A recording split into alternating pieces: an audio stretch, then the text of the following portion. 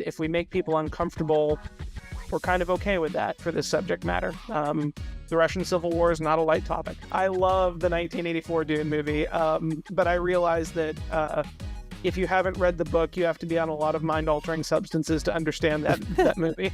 As long as the story is well-told, honest, immersive, I can read a lot of things I disagree with. Hello and welcome to CultureScape, the show that interviews the geek creators and influencers that built nerd culture. I'm your host, Peter Pischke, and I'm super excited for today's episode. There's nothing quite as near and dear to a history stand's heart than imagining alternate history. You know what I'm talking about, the what-ifs, the might-have-beens, the scenarios that make you go, What if the Romanovs had escaped the Bolsheviks? What if Napoleon had decided to stay home instead of freezing his butt off in Russia? Just imagine what an interesting world there would be to explore if events had only gone down a different path. That's what our guest does here today. He's Justin Watson, an author, a history buff, and a former Army officer. He wrote a book called The Romanov Rescue, which imagines a different outcome for the Russian royal family in the 20th century. He's also a fan of X-Men, Star Trek, Robert Heinlein, and Babylon 5. Welcome, Justin, to the show. I'm excited to be here, Peter. We actually tried a while back to get a group of us nerdy veteran Bane authors onto CultureScape, but it was just such a rodeo of conflicting schedules we weren't able to get it. So I'm really glad I was able to make it this time around. Excellent. Well, I love alternate history. I find so much, especially modern history, which is a lot what you've written about, very interesting. Something like the Romanovs, everything that went down as badly as it did in the 20th century for Russia. And you just want to imagine, like, please, was there any way things could have gone differently instead of, over 100 million dead? And so stories like yours are just completely up my alley. I'm glad to hear that. I should be very clear. I'm actually here today representing kind of a triad of authors. So this is the culprit right here. I am vain enough to have a copy of my own book on my desk. So this is the Romanov Rescue from Baen Books. And as you can see, there's 3 co-authors involved. Myself, Tom Kratman, who is also a veteran Army officer, Lieutenant Colonel infantry type, retired, and Casey Azell, who just recently retired from the United States Air Force. She's a helicopter pilot. So this is a meeting of the minds, so to speak. We each had certain subplots and threads of this story, and as you can see, it's not a light tome. It's not quite a Brandon Sanderson doorstop, but got some heft to it. So we really tried to look at going deep and broad, which puts the word count up. So you have perspectives from the Romanovs themselves, some from the Bolsheviks, some from the Germans, because as you probably know as a history buff, the Russian Civil War starts in the trailing edge of World War I, right? So we're still in 1918 and the Great War is still raging at this point, as well as down to the soldiers guarding the Romanovs to the soldiers who were sent to rescue the Romanovs. And it was a lot of fun to write. And it was excellent working with my 2 co-authors who I wish could be here today, but again, scheduling just didn't quite work out for that. Well, we have had Casey on before, and she's always great. She's a fun guest. I'm not familiar with Tom Kratman, but I do believe he's also an editor over there at Baen, if I have that correct. He's not an editor.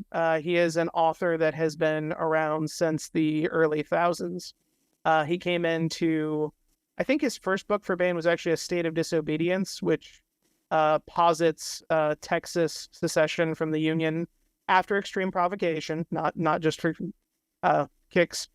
And then he's most famous for his Carrera-verse series, which starts with A Desert Called Peace. The joke about that one is if you put that on the grill, it will start dripping blood. It's a pretty raw book, pretty intense war story. That one is.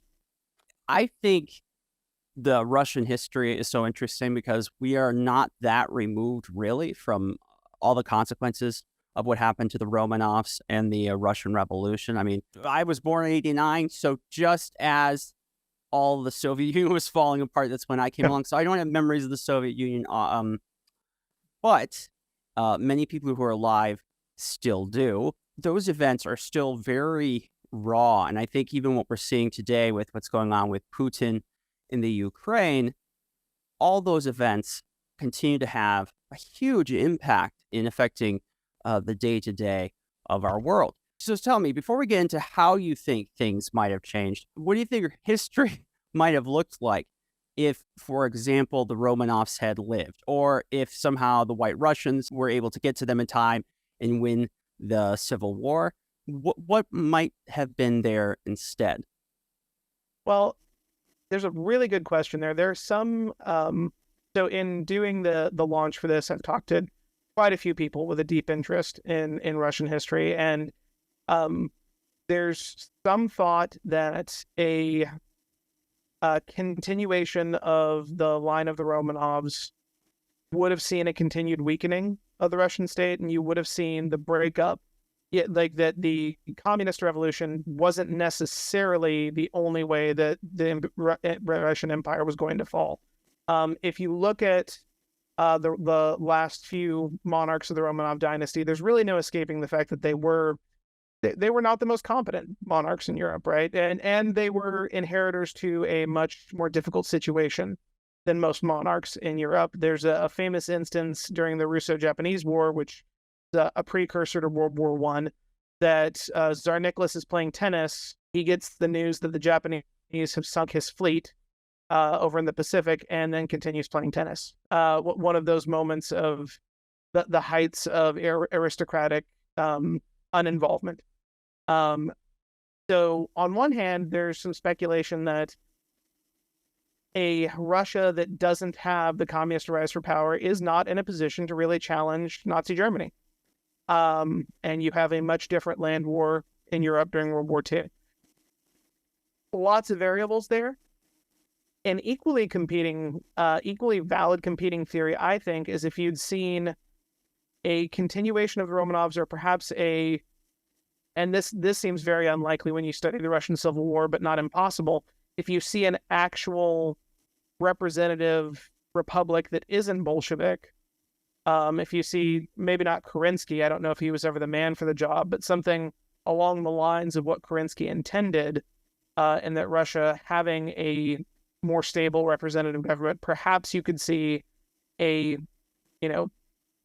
agricultural country that sustains itself until it really comes to its own, exploiting its own oil reserves, right, in the 30s and 40s and 50s, and then it becomes an even more important world power than the Soviet Union was. I know which way we're going with our alternate history, but I don't want to spoil things, so I won't say too much.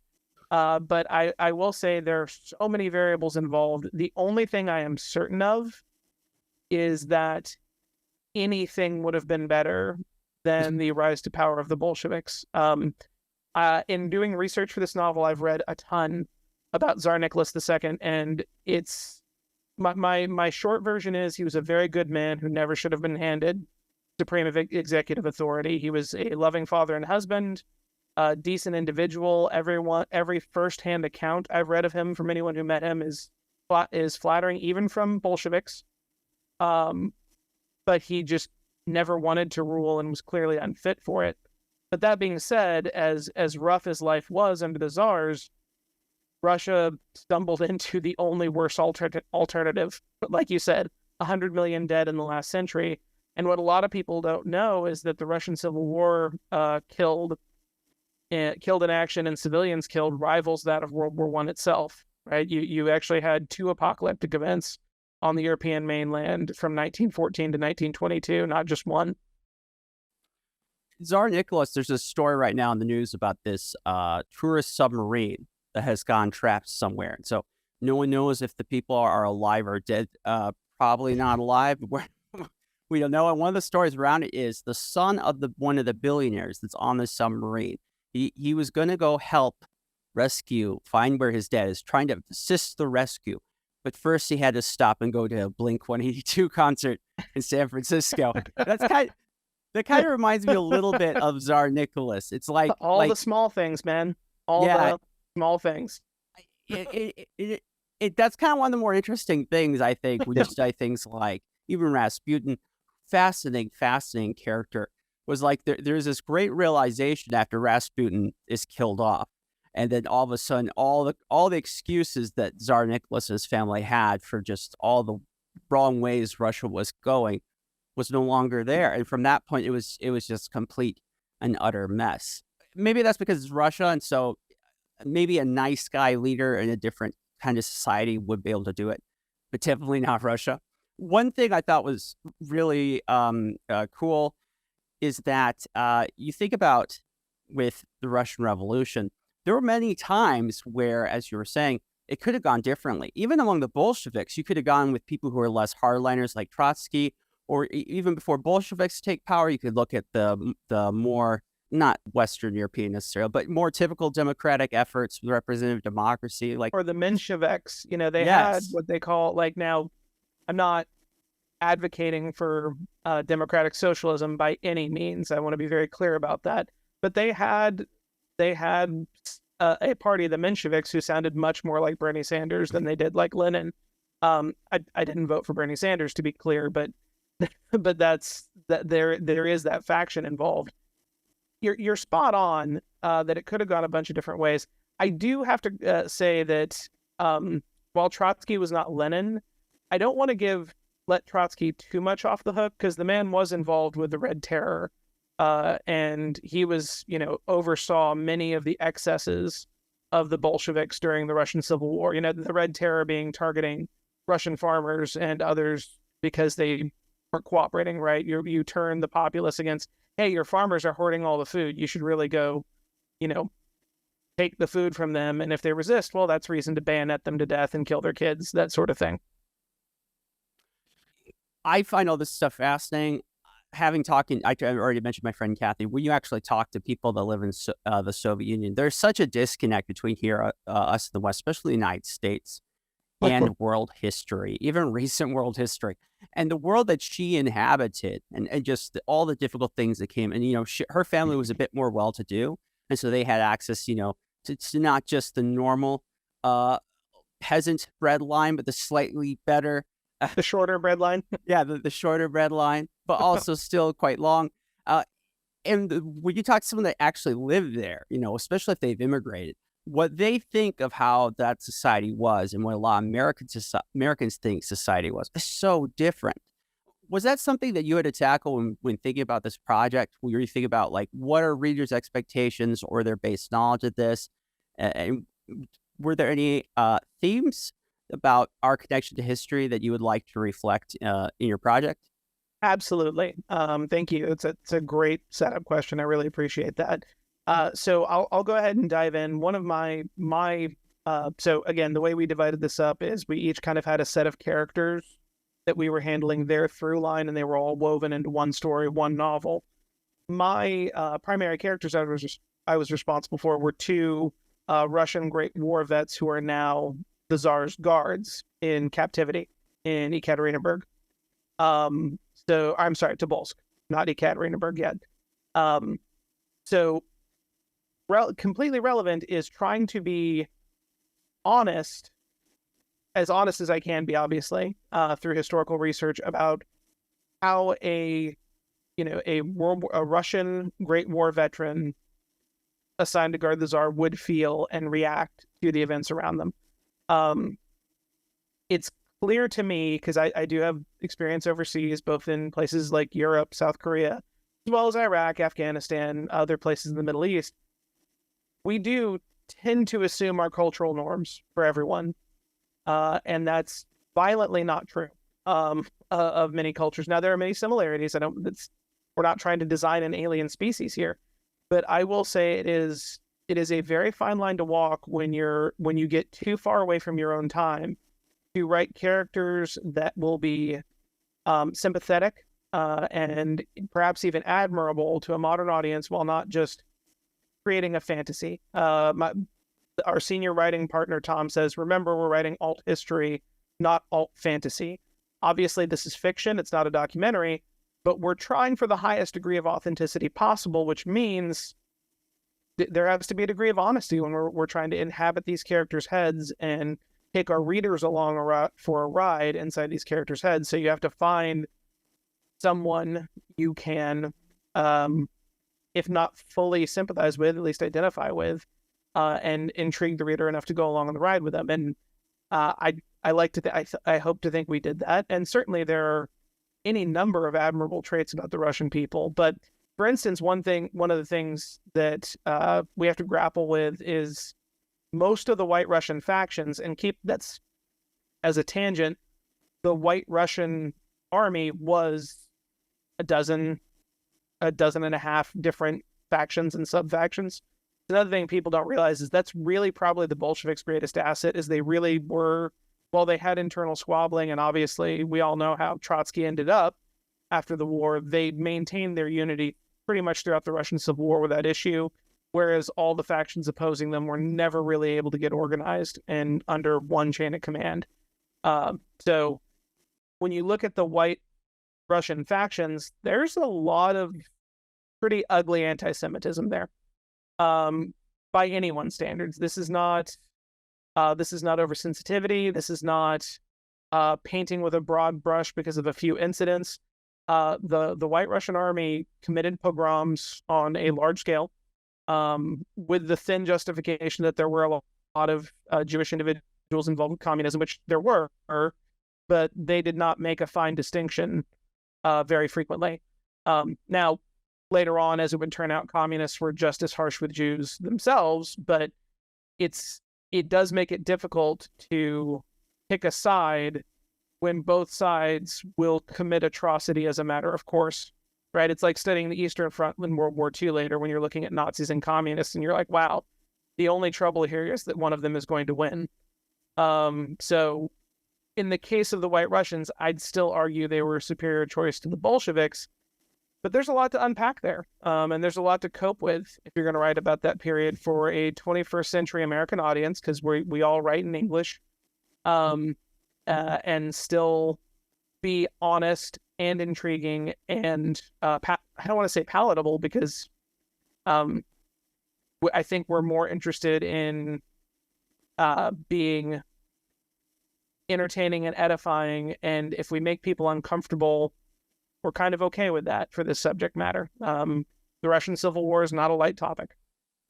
It is interesting when you, in the United States, you bring up the subject of culture. For a lot of people, there's almost like an ickiness to it. They feel like if you talk about cultural differences, you acknowledge that there actually is a culture, which we do a lot here on the show. For a lot of people, they just don't handle it. And you know, obviously for every culture, you know, the goldfish doesn't know it's in the bowl of water. You don't really notice your own cultural specifics till you go to another country, and you served in the Middle East in the army, so you have some experience with that. But cultural differences do matter. I think what makes a really great alternative history story versus something that's less interesting is it's not as detailed.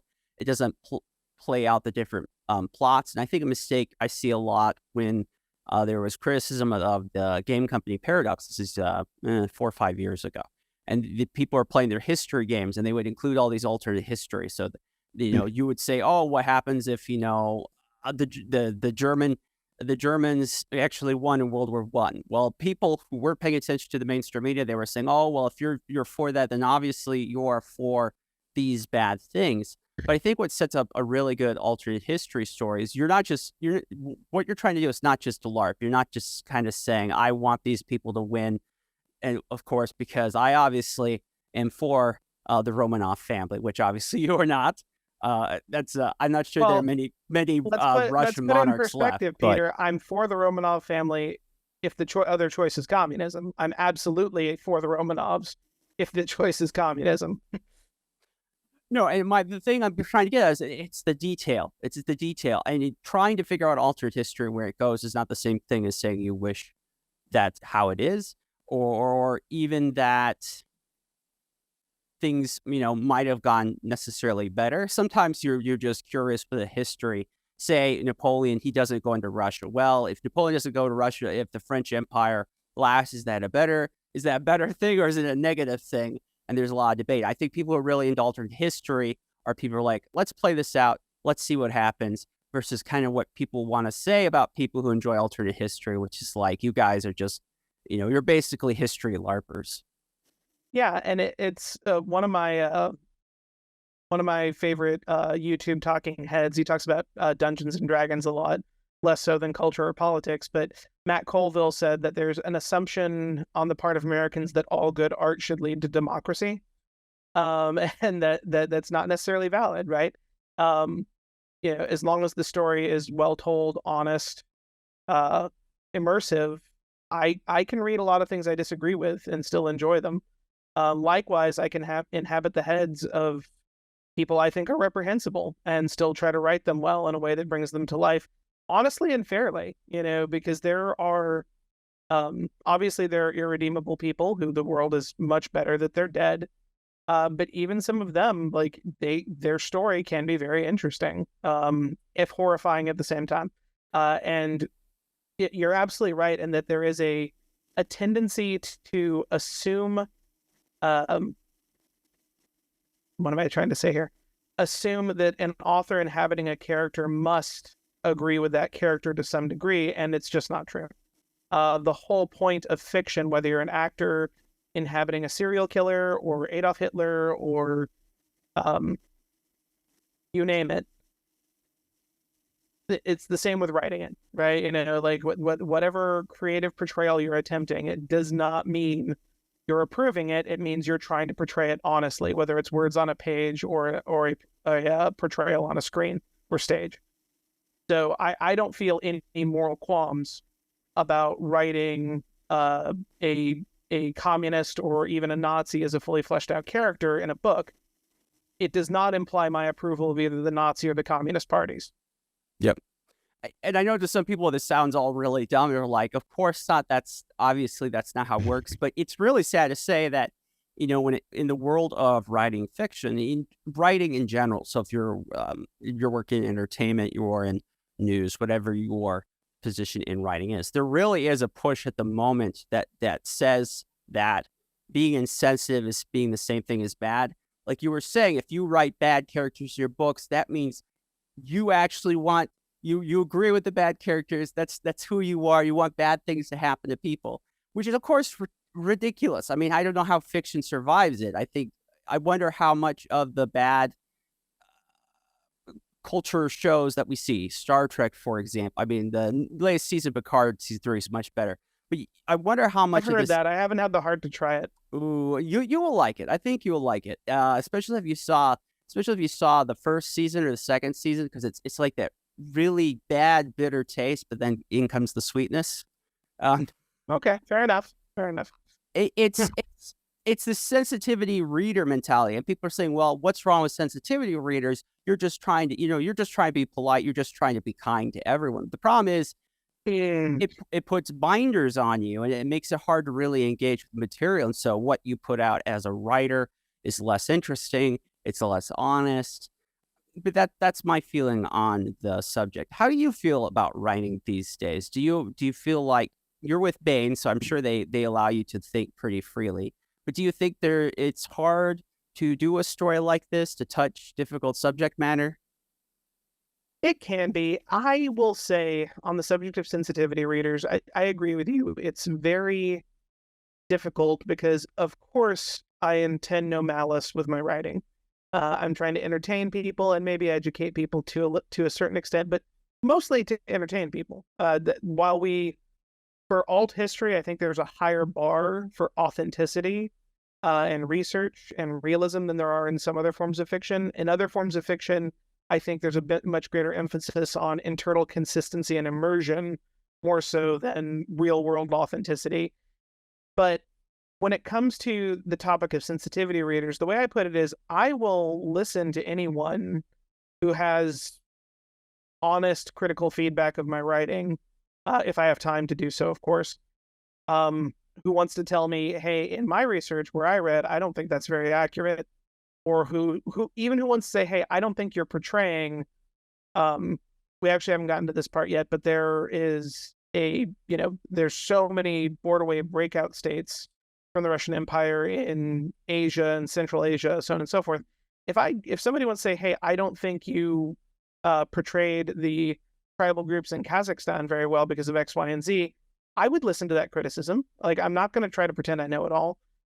But the idea of submitting your work for approval to ensure that it is not offensive smacks of something really dark. And people say, oh, you're overreacting. It's just manners.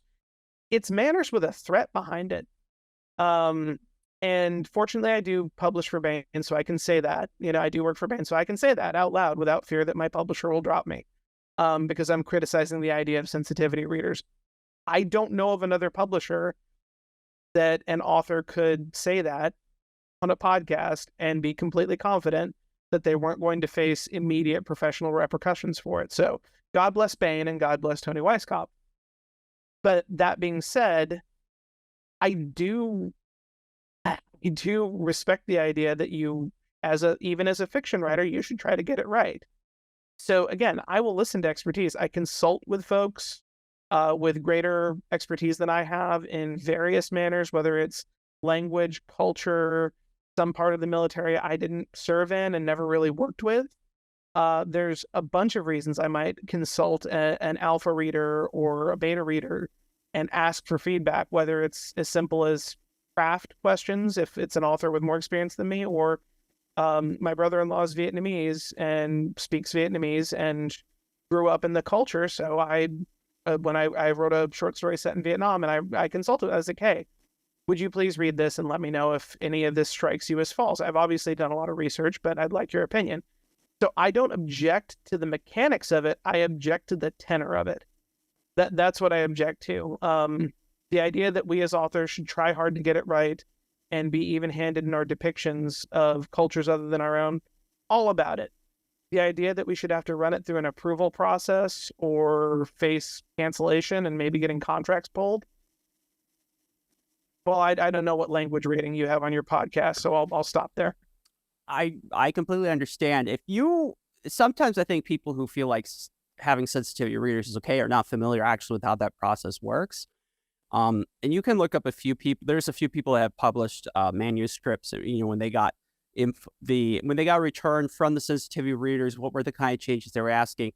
And sensitivity readers are not interested as much in attention to detail and being accurate. They're more worried about things like the social power dynamics, or is this too much of an issue in the real world? And so we don't want to reflect those horrible trends. So you can't have your villain be black, or you can't have the funny side character be a woman, or this person, they're the wrong kind of gay, or they're the wrong kind of Jewish people. Well, I'm in Russia in 1918 in this book, so my villain is definitely not black. I can tell you that. But neither are my heroes yet. Yeah, no, and I have no problem if people should be kind and realistic. But it's like you're putting binders on authors. It's not just that you're saying, well, you can't play around with black characters. It's kind of putting like a big warning sign that says you just have to stay away from all of it. You have to send me the fluffiest, safest script that you could come up with, and that we can publish and we can advertise, and we'll get in zero trouble for our marketing team. But the problem with all that is what you ultimately get, the output of your creative endeavor, whether it's TV show, movie, comic, book, is that it's utterly boring. It's completely sanitized, and it's like a smooth rock surface wall, and you're trying to climb the rock surface, but you can't grab onto anything. That's how it is for me. And beyond anything, like I'm a Christian. I'm a very kind person. I do want to treat everyone fairly, everyone with kindness and respect.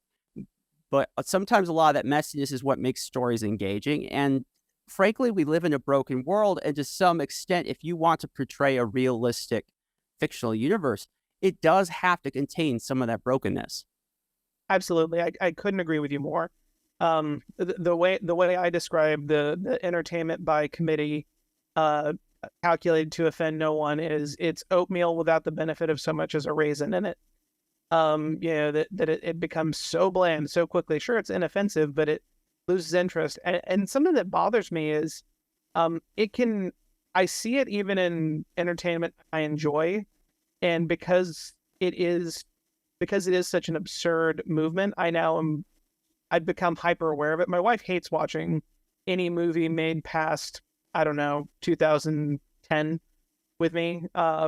So the latest Denis Villeneuve's Dune from 2021 Part 1. Did you see the new Dune movie? Yes, I like I it liked it. for what it is. Yeah. I liked it. I want to be clear before I get into my specific criticism of it. I liked the movie overall. But there's this scene where, if you're not familiar, real quick, Dune is a feudal, aristocratic monarchy set in space. For your listeners or viewers who may not know that, so the heroic noble family, the Atreides, the patriarch of it, Duke Leto Atreides, is talking to his son Paul, who is the heir apparent to a fiefdom that encompasses a whole world. And Paul expresses his doubts as to his fitness to rule, and Leto says, "If you choose not," he ends up saying, "I'm summarizing." He ends up saying, "If you choose not to rule, you'll still be everything I needed you to be, my son." And it's a beautiful sentiment, and it has absolutely no place in that universe.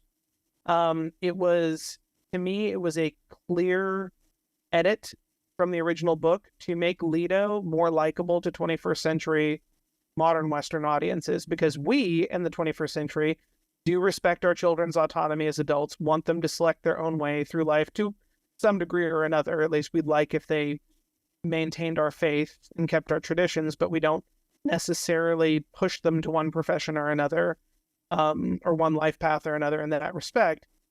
But that idea of, oh, whatever you do, my son, I'm proud of you, while appropriate to us, would have been utterly inappropriate to any aristocrat in the real feudal aristocratic system or in Dune's feudal aristocratic system. So I really don't like seeing decisions like that, because you pre-chewed my food for me.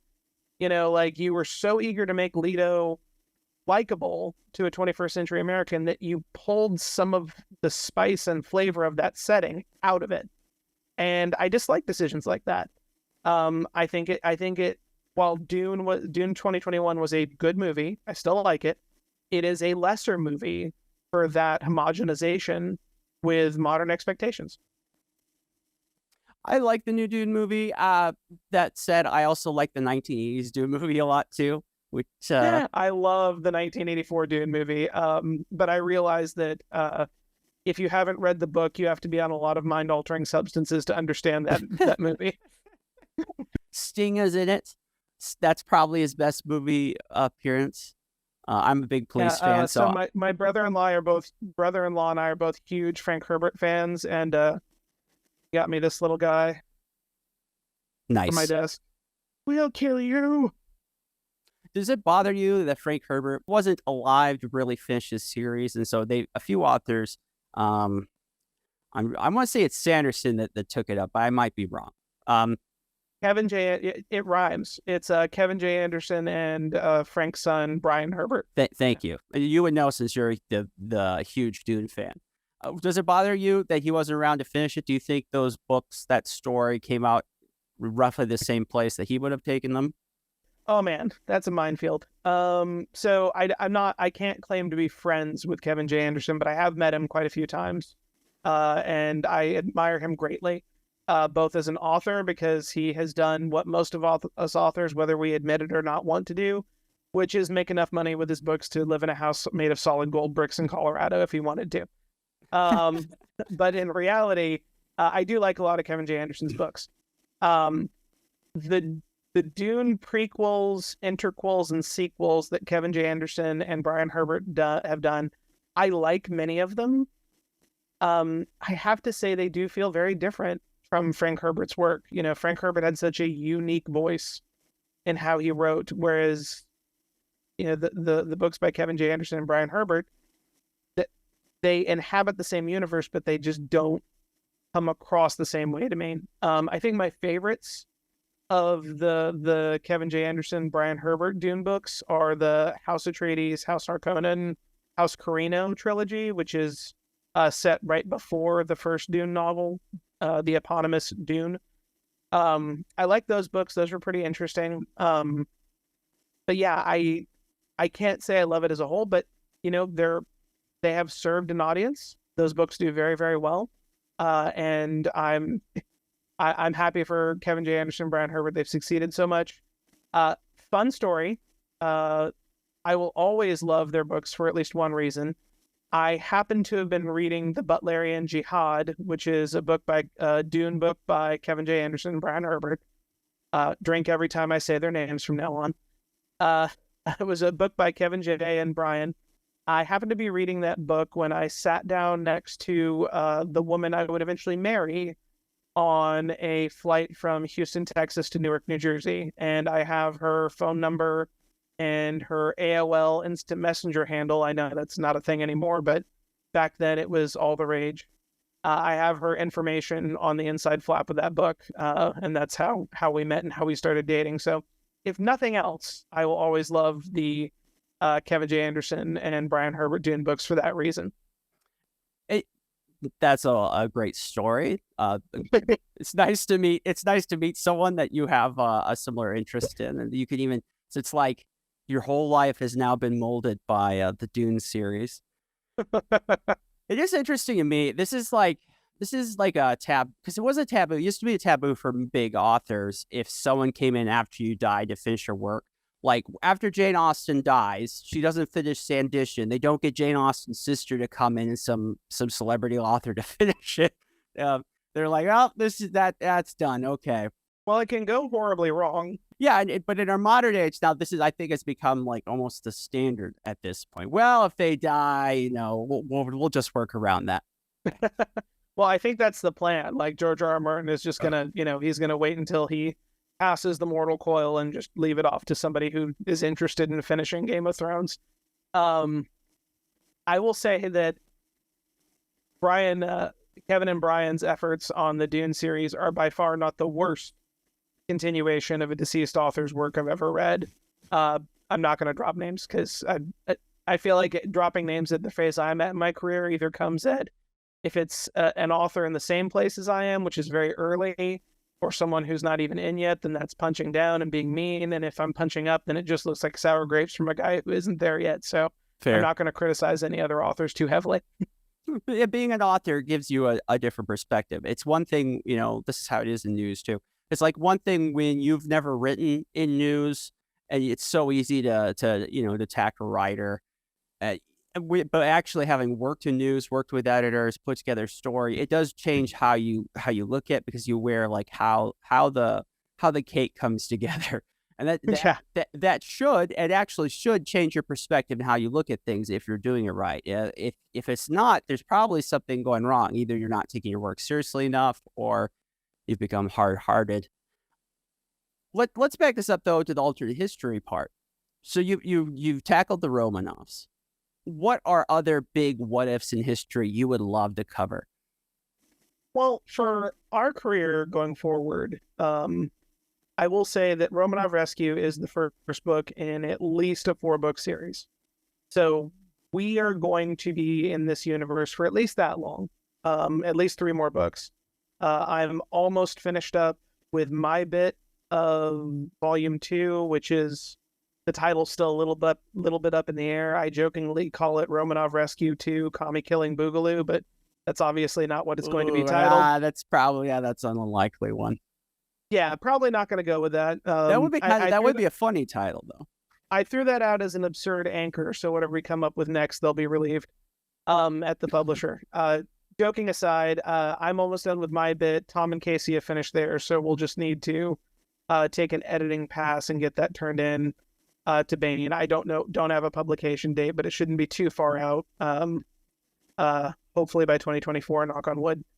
So we're finishing up the 2nd book, and then we'll have a 3rd and 4th book. We found that with the single point of departure of I don't think this is too much of a spoiler, an at least partially successful rescue of the Romanov family and the unification of the White Russian factions into a more cohesive, more effective army against the Bolsheviks.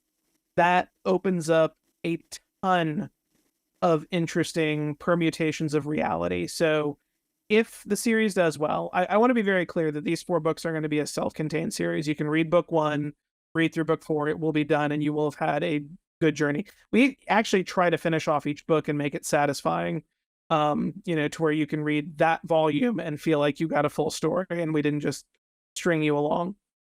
But I will say it is going to be one complete series. But if the series does well, if it continues to sell well, and we're all still interested, we have plans to take the story through the 20s, the 30s, potentially into World War II and this universe's version of the Cold War, because there's, you pointed out very early on in the podcast, modern history is affected greatly by the Russian Civil War, and by World War One. Most of our modern situation you can trace back to deals that were made, empires that fell, or treaties that were signed in the days leading up to the end or after World War One. Right. The Arab-Israeli situation is all about the Balfour Declaration and various other conflicting agreements between Arabs in the region and Israelis. All of Europe's power blocks are formed by Versailles, and then again by the end of World War II and the Bretton Woods Treaty. It's endlessly fascinating. It's also a huge task to try to do right, because everything is so epic in scale and so interconnected that it's both endlessly fascinating, and whenever you're ready to publish it, you're always, at least I'm always, thinking to myself, I know there's the one primary source out there I didn't find that someone's going to read and be like, oh, actually, that was impossible because of this. And I'm going to, there's always that fear. But I will say, I'm looking forward to all of it. I love history, and there's endless possibilities based off this one permutation. The author of The Martian, I reread his book recently. And he has a great point in there about working with editor's notes, and his style is so interesting because that was originally a self-published project, and so The Martian, it basically grew from, he was doing blog posts. So he did blog posts, and then people come in who were like, and some of them would be real experts, like people who are scientists in NASA, and he would get that feedback, and then he would incorporate, he rework it, and then he would post a new one. And that's kind of how he built his book. And The Martian, of course, is a fantastic book. It's a fun movie. One of the great points I remember reading, he says, even after all that work, all that research, he said, to make the story work, I still had to take certain conceits. So one of the conceits, he says, and if you've seen the Martian movie, there's this humongous like sandstorm, and it's supposed to be like, it's the biggest ever, and it's going hundreds of miles an hour. And then he says, I just couldn't get around, because actually a sandstorm on Mars, he said, it would be kind of like a light breeze, and it really wouldn't do all that damage. That really wouldn't be a problem at all. But to be able to move the atmospheric pressure just isn't there to propel it the way there is on our planet. Yeah. Yeah. But to make the story work, that was the conceit he had to take. Did you feel like you had to take any conceits when writing this book? You're like, okay, I'll take the knee on this one just so I can get the story to move along. There's one big ask at the beginning of the book of our readers, and that is the idea that the German High Command, looking at events in Russia and the rise of Bolshevism and the apparent nearing victory of Bolshevism in Russia, comes to regret their decision to send Lenin into Russia at the end of World War One, and helps enable a Russian rescue attempt on the Romanovs. That is a big ask. It's not impossible. It's not anything that requires you to suspend the laws of physics or have anyone act completely and totally out of character, but it's a big ask. So we have that ask of the viewers, of the readers. Sorry, talking about movies. I was in a different brain space there for a second. That is a big ask of our readers of, hey, this is one thing that went different, and we explain why. We have an event that sparks it, but I'd say that's the biggest ask we consciously have. I will say, largely thanks to my friend Tom Kratman, who, again, retired infantry lieutenant colonel, very exacting personality. He doesn't have a whole lot of room for hand-wavium. That's not really a thing. So, to the best of our ability, with the time we have allotted, and the fact that I only read in English, so I can't. I have to read translated primary sources. I can't read original Russian sources. but to the best of the ability with the time we have allotted for research, we have made this as authentic as we can while still telling a good story. We paid close attention to time distance factors, so nobody gets across Russia in a couple days, when in reality that takes, a couple weeks by Trans-Siberian Railroad. We are pretty good about sticking close to that and still having an exciting story. So yeah, like Andy Weir, we have our one big ask, but it comes in the very beginning of the first book. I love a good story. I love a story that is well focused. I think a Mm-hmm. mistake that many people have made, and I don't know if it's like different people are getting hired or the scope of the projects is different because what a project has to do. Like you look at the new Pixar movie Elemental. I haven't seen it yet. Mm-hmm. Yeah, well, I have not, but I talked to two friends and they actually said they liked it a lot. But what one key point one of them told me, he said, it's a good movie. It's just not a very good Pixar movie. This is a good movie for adults, but it doesn't do very well as something that's like a general family picture. And so you have to wonder for these big companies when they do stories, they can't necessarily really tailor them down or get very specific. But I also think it's kind of detrimental to people who really like in-depth stories. I'm a huge Doctor Who fan, classic Doctor Who. Douglas Adams, of course, who later go on to write Hitchhikers. The amount of detail and work that those people put in, especially in the Tom Baker years, it was to the borderline insane territory. But you don't see that as much of the newer show. And that's kind of something that's bothered me, especially in the last iteration, where you would have these stories and they would approach history as everyone's your best friend. And that's relatively new to Doctor Who. That was there to some extent, but it was like when you would go to a different time in classic Tom Baker stories, you would actually, it was almost like you're in a different universe. You're in the beginning of Victorian London. People are not very nice. Many of them are rude. Hygiene and food standards are different. As a reader, you're like, this is awesome because you really feel like you're in that world. You recognize the work that the author has put in, and it's totally engaging. It's so immersive. You greatly enjoy it. One of the problems I have with New Doctor Who was you do the Jodie Whittaker story that she would do these. They call them historicals. Problem with historical is it has to be historical, not just in like covering facts, but the tenor and the tone of the time. No. Everyone sounds like a millennial or a Zoomer from the 21st century. I don't care if you're in ancient Egypt or the Starship UK in the 31st century. No, I'm with you. Yes. I mean, even if you go to the great Enlightenment thinkers, the people inspired the founding fathers, they would like the rights of men for everyone but Catholics and Jews. And that was back then. That was a completely normal way of thinking. Today, we obviously, most of us, I hope, obviously recognize that's horrible. Like all humans have specific God-given rights, not just the ones that agree with our faction of religion. But people were like that back then. And if you take me back to the 1770s, and you're going to write a great historical, a time travel story, whatever, I want to be there. I don't want to be now. But it seems like all the projects that I see that want to cover history, no, we only want to be now. It's history, but it's nice. And that, for me personally, I'm just not into that. So I will confess that I liked Eccleston, Tennant, and Smith. I liked all their stories. Capaldi would have been a great Doctor, but the writing just took a nosedive, in my opinion. And I didn't even bother with Jodie Whittaker, not because she's a woman, but because the Capaldi seasons had already lost my interest because the writing just took a nosedive. And modern Doctor, I like Tom Baker Doctor Who as well too. I haven't seen as much of it because I'm one of the, I came in the modern era and then went back to look at classic Doctor Who. I actually recognize Tom Baker from the BBC Narnia adaptations. He was Puddleglum in the Silver Chair, which Nice. is some marvelous cheese. If you want to watch that, I adore those adaptations with the FAO Schwartz lion as Aslan. Great stuff. But so I came into Who backwards. I came in through the modern series into the classic series.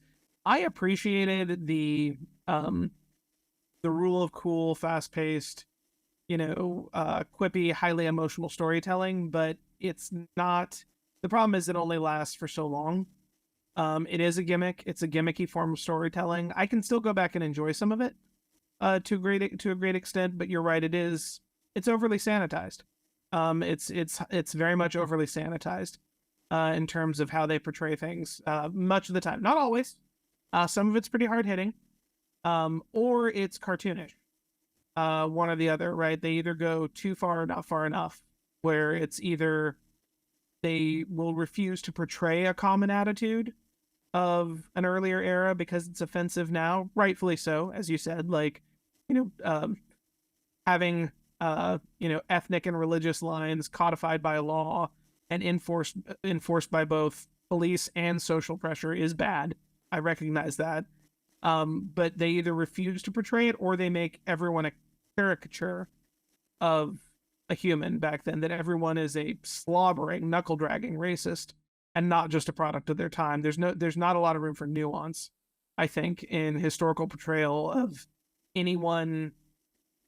And that is a problem, right? When you get into history, any common person from a generation 3 or 4 generations removed from your own is going to appear to have backward views that you don't agree with. And you can either demonize them, or you can alter them, or you can accept that they were wrong about certain things and still had many admirable traits.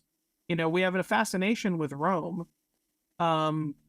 They had commonplace, commonly held views that are absolutely antithetical to anything we would think is moral or acceptable at all. Exactly. Yeah, like, I mean, the when you read about what the Roman legions actually did during warfare, it's not all that different to what a Waffen SS or a Soviet Guards army would do to hostile territory after they took it over. Not really. When you actually read the details, there's a little place called Carthage.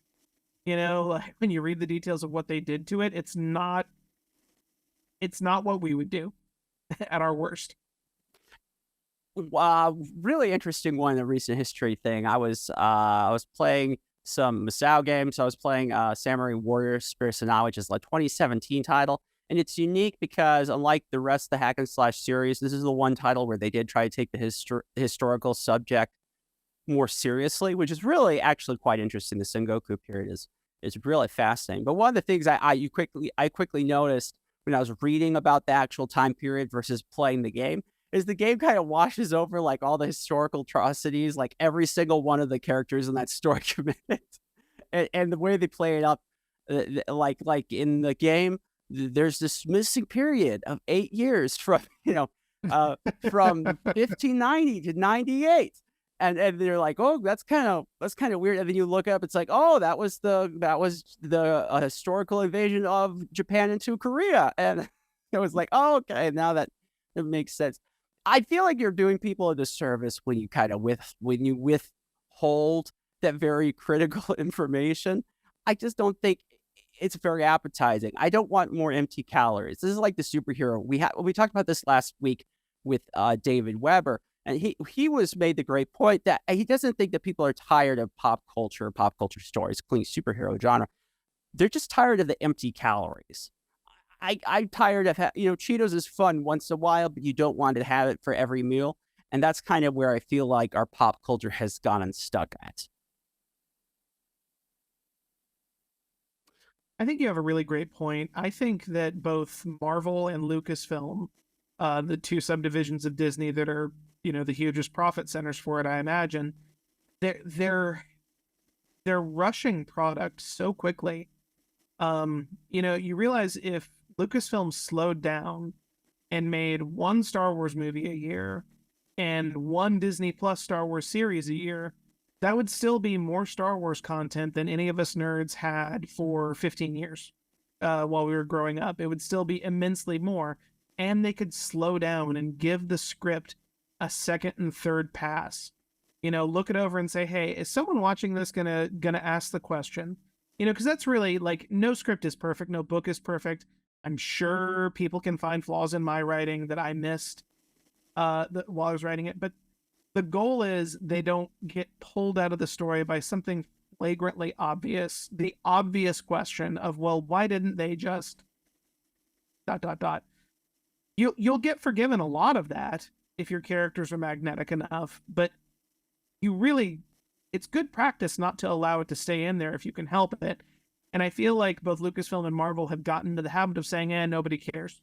They just want to see the big CGI battle and some attractive people throwing blobs of computer generated light at each other, and they'll be happy.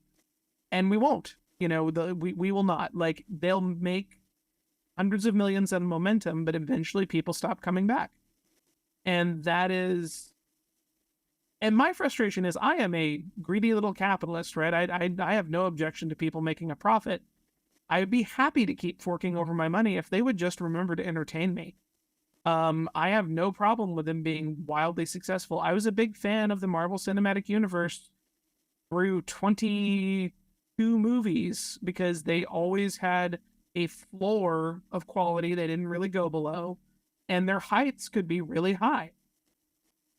Since Avengers Endgame, they've just blasted that floor out from underneath the quality, and now we get projects that were quite clearly, or okay, I say quite clearly, to me, they appear as if they were quite clearly shot on the first draft. That no one said, hey, does that joke gonna land? Does that make sense? Is that really what they would do? Does that feel real to you? And it's like, oh, it's a stupid superhero movie. Why do you care if it feels real? It's even more important in speculative fiction for the character motivations to make sense, because that's what lets people suspend their disbelief. You can have people throwing magic around or flying starfighters as long as they are inside the character, and that doesn't always mean they have to be a Shakespearean or Scorsese level depth character, but we have to have something to latch onto about them. And I feel like David said last week, I haven't seen that interview yet, but it doesn't shock me that he said that. And like you're saying, if it's just a bunch of cardboard cutouts, eventually we get bored of the spectacle. We've already proven that you can make anything happen on a movie screen. So what? Why do I care? Yes, and I think the spectacle part of it is no longer enough. Maybe it never was, but the money is not there. I don't know if it's the state economy, the inflation. People just do not want to spend the entertainment dollars that they have on flimsy entertainment. It feels like, though, that this is like a critical rule that everyone that actually is a writer understands. Writing, I guess there's some people out there who are geniuses, and as soon as they put their pen to paper, they put out a great treatise, and it's majestic and wonderful. But for most of us, this is why I tell people who feel like they're like, oh, I can't get into news because, whenever I try, my writing's not very good. But writing, being a good writer, is almost all about editing. It's about lots and lots of revisions, taking in a lot of criticism, and just reworking over and over again. Mm-hmm. It's absolutely true. And especially on something as, so I sit down to write a novel. I'm alone in a room with my imagination and my keyboard. And it doesn't matter if what I write can reasonably be achieved with a budget, as long as it can be imagined and it makes sense in my story, so on and so forth, everything we've talked about, and it's fine. I can write it. For something like a TV series or movie that's going to be a team effort, you would think they'd be more careful about what they write. That it would there'd be more caution, and not in the sense of making it bland and palatable, but in making it hang together and be immersive and not make people ask, why can a 5-year-old girl outrun all these alleged badass bounty hunters in the Obi-Wan series? That one doesn't get a pass. I'm sorry. It's so dumb that you yanked me out of the episode right there. I know it's Star Wars. I know it's a space fairy tale. I don't care. It's stupid storytelling. No one took a second pass at that. Or worse, if they took a second pass at that and said it's okay, again, I don't know the language rating on your show.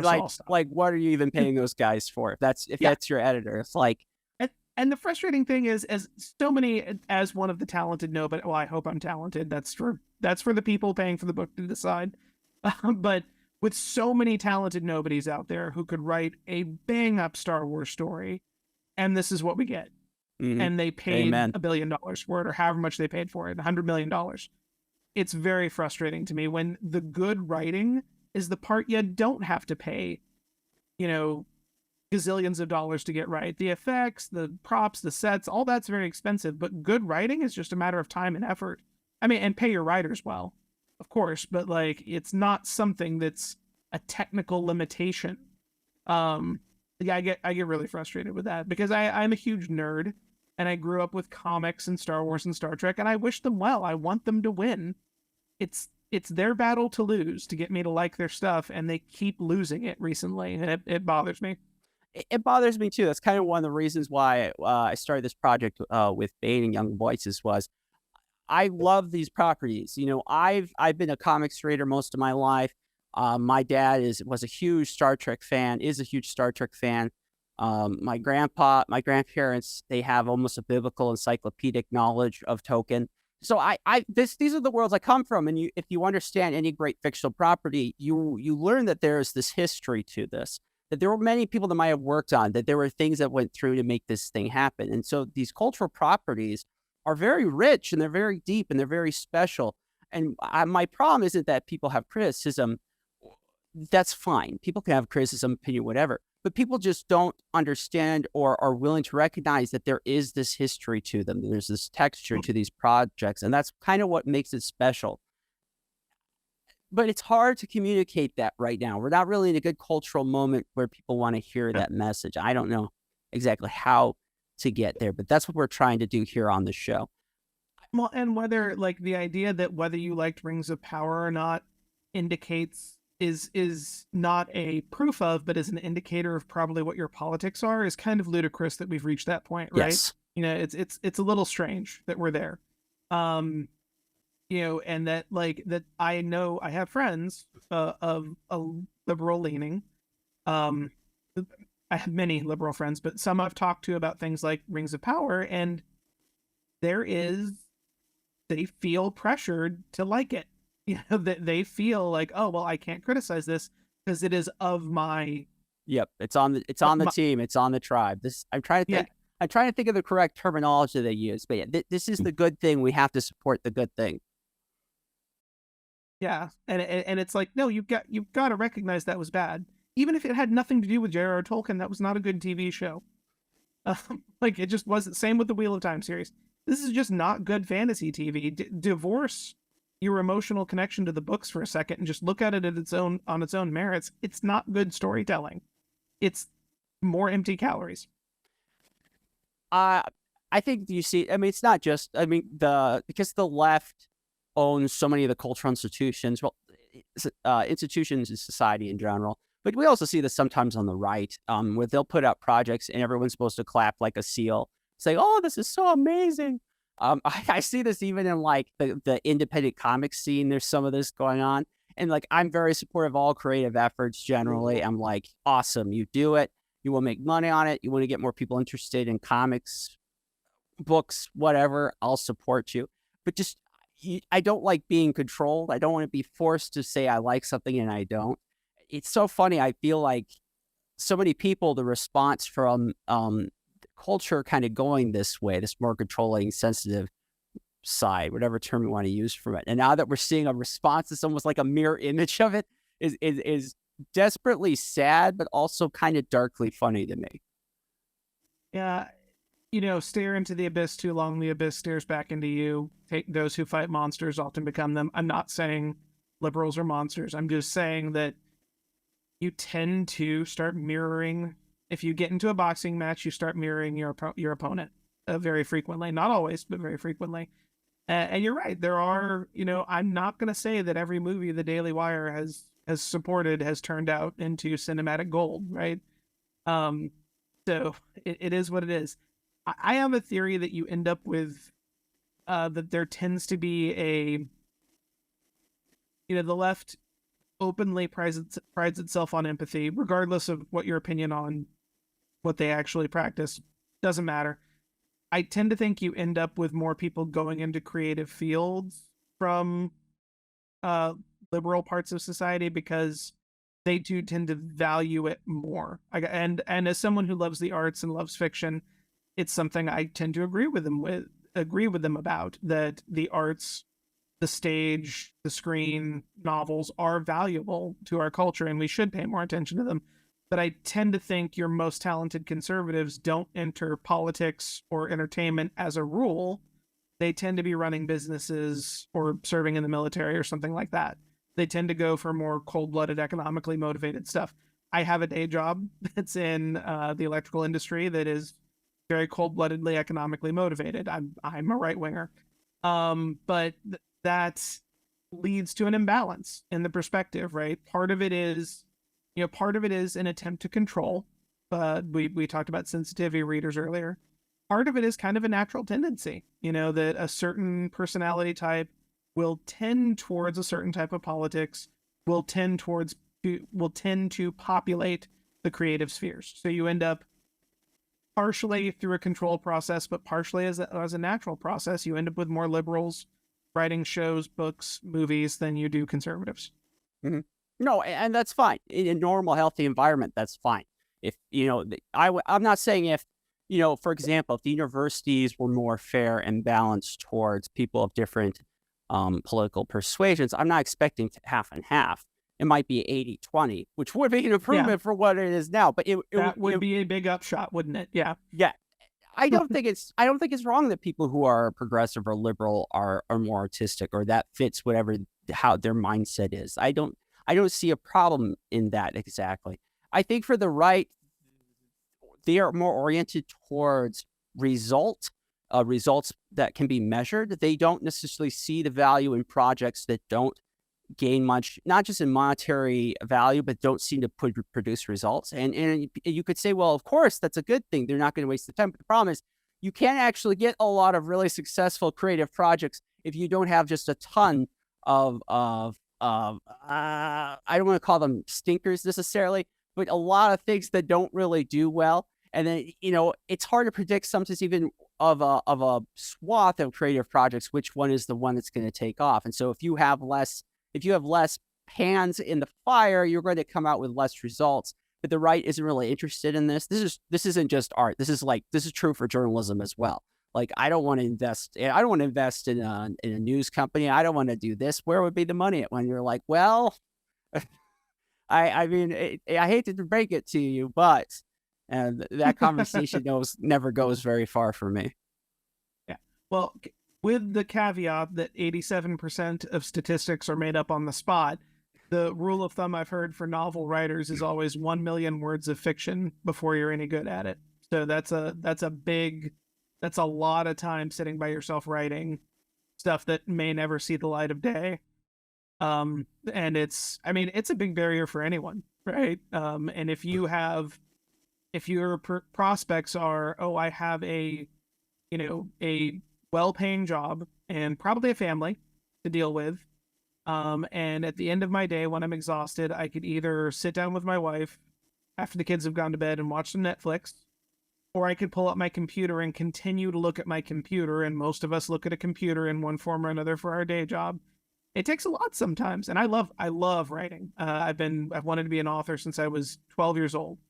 And even for me, it takes a lot of discipline some days to open the computer, knowing that I'll get published.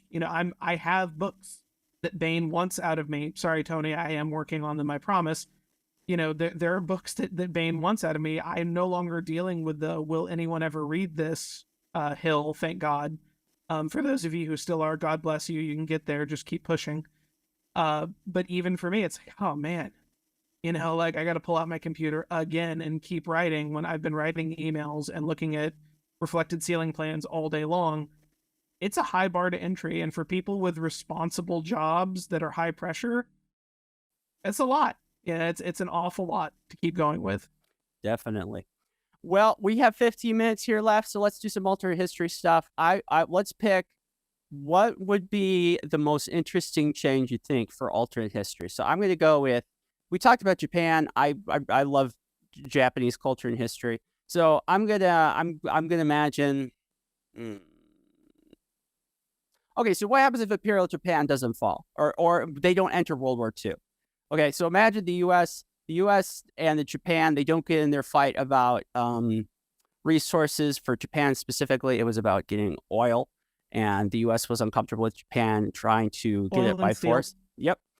I wonder, what would have happened if they hadn't gone down? And then I had to play this through minds. Okay, so we don't fight Japan. Japan doesn't enter World War II. Does that mean that the U.S., the Western powers, win the European war sooner? And they have to think, well, does China become the independent nation it is today? Maybe it did, but it would take longer because, it obviously probably wouldn't go communist because there is no World War II for I'm just drawing a total blank. I was going to say for the Kai-shek and co to go fight and then have the country taken over while they're gone.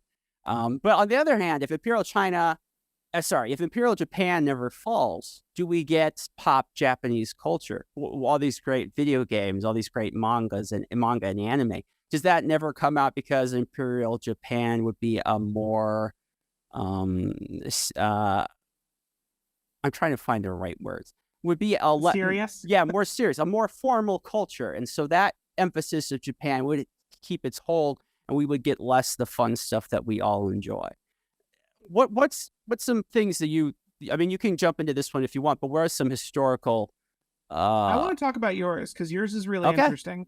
I'm just going to go with yours because it posits a lot of interesting questions. There's a couple different angles. I'm going to take does Japanese culture end up similar or the same to what we experience now if we'd never gone to war with them, they hadn't lost the majority of their military age males and been firebombed and received the only 2 atomic weapons ever dropped in anger. I think the first thing we would see is there wouldn't be such a strong pacifist undercurrent to so much of Japanese fiction, right? Like whether it's Miyamoto Miyazaki or a lot of the animes out there that are portraying fascistic governments with often very complex morality, but underneath it all there is an undercurrent of, I think, in most of the Japanese stuff I've consumed, there's an undercurrent of no, really, war is kind of futile, and trusting in strongman governments gets you nuked. Not to put too fine a point on it. So I think you would have more Japanese cultural artifacts would be more openly nationalistic. Not that they don't have those; they definitely have some anime that are much more in the realm of the Shinzo Abe school of thought of Japan's place in the world. That's the first thing I think is you would just see a shift in focus from one perspective to another because nothing solves a problem like victory, right? Even in Nazi Germany, his generals only tried to assassinate him once it became clear that they were losing the war, right? No one tried to assassinate Hitler from the German general staff because of the Holocaust. It was not a moral stand, right? So Japanese criticism of war and violence is a result of Japan having lost the war, in my opinion, in their culture. So I don't think you would see as much of that. The question that interests me is, how would you avoid Japan and the United States going to war in 1941? Because that is an example of what I would Donald Kagan in his History of the Peloponnesian War posits that war is the natural state, right? That we as modern Americans, because we've been largely insulated from war, even though we've had quite a few, but we haven't been affected by it as much here in the United States compared to most periods in history and most places in history. So we tend to assume that peace is the standard condition and that error or evil or something causes war. In reality, I tend to agree with Donald Kagan that war is the natural state because states have conflicts over mutually contradictory and irreconcilable interests. And that if you have peace, it's the result of a lot of effort on the part of a lot of people. Japan and the United States and the Pacific in the late 30s, that's pretty much the definition of mutually contradictory and irreconcilable vital interests, right? Japan wants to be the hegemon in the Pacific. We cannot let them, because we need to be the hegemon in the Pacific, even though we don't think of ourselves in those terms. So I would be really interested in how you avoid a situation in which Japan goes through its self-strengthening period, modernizes, defeats Russia, and doesn't feel the need to do the same level of imperialistic expansion they did in our timeline. So I'm really curious as to what could spark that, because that is really like Japan is the primary example of an East Asian country saying, looking at the West and their advances militarily, industrial, so on and so forth, and saying, if we don't mirror that, we are going to become subject to the West. And up until the 40s, they succeeded. Right? They self-strengthened enough. They defeated the Russians in the Russo-Japanese War. They were rivaling us in the Pacific. But I don't see how it. I actually don't see how either country can back down from war eventually. What I find more realistic is the idea that America might not have entered the Atlantic theater at a certain point, if, say, Germany hadn't declared war on the United States after Japan did, potentially. I can think of scenarios where that would happen, but I just can't think of a scenario where Japan and the United States don't go to war not because, I mean, obviously Imperial Japan was executing a very vile and atrocity-filled campaign against Korea, China, and others in the greater East Asia co-prosperity sphere. But it's not even because of the evil of that campaign. It's because our interests as countries were too far out of alignment. I don't see how we would have avoided war. To your point, I think even if Japan had not gone into a big fight with the U.S. in the 30s, I think eventually they probably would have put themselves in a situation where they bought off more than they could chew. Because there was it was almost similar actually to what happened with Rome, where to keep the machine going, you'd have to chomp up more land, more people, get in more conflicts. And at some point, Japan would meet some force that was greater than them. So maybe it wouldn't be the United States. Maybe it would have been something more concrete like the Soviet Union or one of the many countries that's connected to the Pacific. I don't know. I think the turnoff would be in the 1910s and 20s. There was a lot of assassinations. Then there was a pro-democracy movement. So in my head, maybe some of the generals and advisors to the emperor that were assassinated, killed, maybe one of them survives, and maybe that's the turning point because he gives really good advice, and so they don't take a specific piece of land which doesn't, set off the dominoes that causes World War II. But I don't know. But that's the fun thing about alternative history. You're like, what might have happened? And it makes you think even our modern day right now, it's like our country, our lives, we could go down a certain path based on the choices we make. And which of those choices is best and which of those choices is unwise. And I think alternate history is really interesting because it clicks into all of that. I love a good alternate history story. Let's end it here. Justin, thank you so much for coming on the show. Congratulations on your book and your forthcoming book on the series. Where can people find you if they want to read the book, if they want to follow you on social media? So I'm active on Facebook as Justin Watson. I look like this. If you see that profile, it should be fairly easy. You can check out my website. It's just justinwatsonbooks.com. And Peter, I'll send you a link if you have show notes for that as well. And I'm on the Bain website. Romanov Rescue is available on Amazon, Barnes & Noble, anywhere books are sold. Awesome. And if you go to my website, it's right there on the page. You can click on it. It'll take you right to Amazon. Excellent. I'm going to check out this book. I try to get to the books usually before I interview people, but sometimes it doesn't always happen. That was this case. Of course. But I'll check it out. It sounds really interesting to me, so I'm looking forward to it. All right. Well, friends and good audience, we are going to end it here. Thank you to everyone that took the time to watch or listen to CultureScape today. This podcast/YouTube show is hosted by Bain Books Publishing and Young Voices, a journalism organization. Once again, thank you to my amazing editor, Chris Holowicki, who makes me look so much smarter and more suave than I really am. And of course, to all of you. So until next time, my friends, keep geeking out.